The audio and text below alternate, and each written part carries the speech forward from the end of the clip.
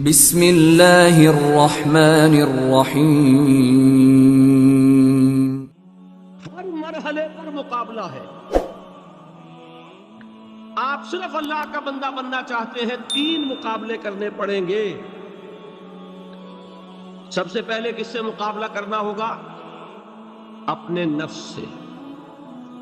وہ جو کل شعر سنایا تھا کہ مسجد تو بنا دی شب بھر میں ایمان کی حرارت والوں نے، من اپنا پرانا پاپی ہے برسوں میں نمازی بن نہ سکا۔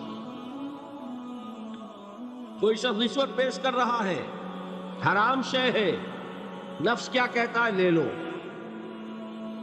کہتا ہے کہ نہیں؟ اور بڑی پٹیاں پڑھاتا ہے کہ یہ سارا تقویٰ کا ہیضہ تمہیں ہو گیا ہے، فلاں حاجی ہے، فلاں وہ ہے، وہ بھی لیتا ہے،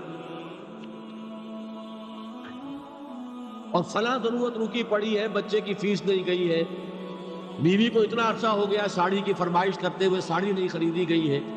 یہ ساری پٹی پڑھائے گا نفس کے نہیں۔ اب اگر آپ مقابلہ کر سکتے ہیں نفس کا تو بچیں گے، مقابلہ نہیں کر سکتے مار کھا جائے۔ یہی ہوگا کہ نہیں؟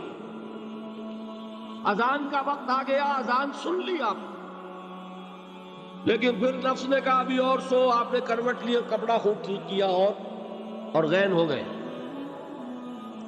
اگر آپ اس نفس کے تقاضے کو اس وقت رد کر سکتے، طاقت آپ میں اتنی ہوتی تو آپ کھڑے ہوتے، مسجد کی طرف جاتے۔ گویا کہ بندگی رب کے لیے سب سے پہلا جہاد کس سے کرنا ہوگا؟ نفس۔ اچھا، نفس اکیلا نہیں ہے، اس کے پیچھے بہت بڑا بدماش ہے، وہ شیطان لعین۔ وہ اسے اکساتا رہتا ہے، پھونکے مارتا ہے، الذی یوسوس فی صدور الناس، اشتعال پیدا کرتا ہے، پٹیاں پڑھاتا ہے، برائی کو مزین کرتا ہے، بے حیائی کو فیشن کا نام دیتا ہے، ناچ گانے کو وہ کلچر کا نام دیتا ہے۔ یہ سارا کچھ کر رہا ہے، تو اگر شیطان سے مقابلہ نہیں کر سکیں گے تو اللہ کی بندگی کر سکیں گے؟ تیسری چیز، معاشرہ بگڑا ہوا ہے، بگڑے ہوئے معاشرے کا ایک دباؤ ہے آپ پر۔ یہ بالکل ایسے جیسے ایک ہجوم ایک طرف جا رہا ہو تو ادھر جانا آسان اور مقابلے میں جانا بہت مشکل، زور لگانا پڑے گا۔ تو معاشرے کا رخ کچھ اور ہے، آپ کا رخ کچھ اور ہے۔ معاشرہ نہ خدا کو جانے نہ رسول کو جانے۔ آپ چاہتے ہیں اللہ اور اس کے رسول کے حکم میں چلنا، کشمکش کرنی پڑے گی کہ نہیں؟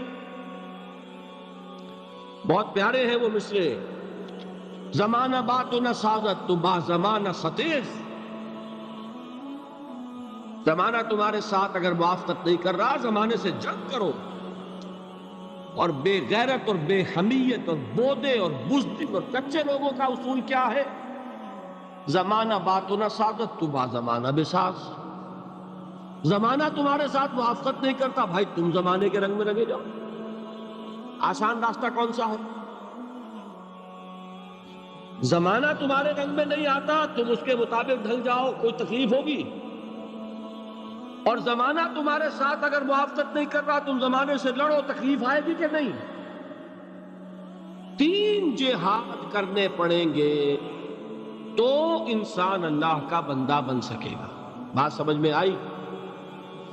اسی لیے جب پوچھا گیا حضور سے ایُّ الجہاد افضل یا رسول اللہ، اے اللہ کے رسول سب سے افضل جہاد کون سا ہے؟ آپ نے فرمایا ان تجاہد نفسک فی طاعت اللہ۔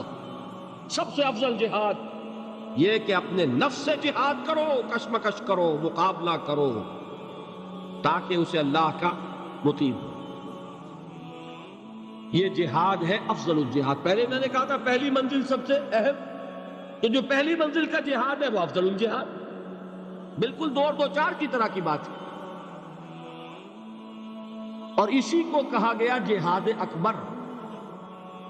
جب آپ غزوہ تبوک سے واپس آئے ہیں، آپ نے فرمایا مسلمانوں یہ نہ سمجھنا جہاد ختم ہو گیا، رجعنا من الجہاد الاکبر الی الجہاد الاکبر۔ وہ تو چھوٹا جہاد تھا جو ہم کرنے گئے تھے کافروں سے خلاف، یہ بڑا جہاد ہے جو مدینے میں رہ کر ہوگا، ہر آن ہوگا۔ وہ تو کبھی ہوتا ہے کبھی نہیں ہوتا، یہ ہر وقت ہوتا ہے۔